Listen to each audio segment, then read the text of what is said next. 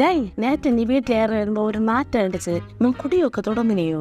என்னத்தடி அம்மா சின்னது இன்னும் வர அந்த கருமத்தை நான் கை கொண்டு தொட்டதில்லை தெரியுமா? அப்ப என்னப்ப மாறி இருக்கு?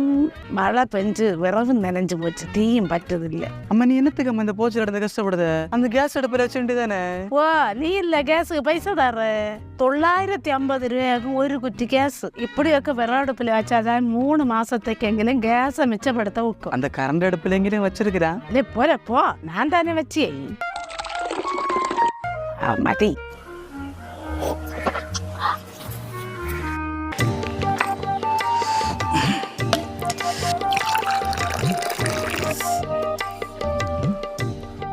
நீ என்னத்தை காட்டிய?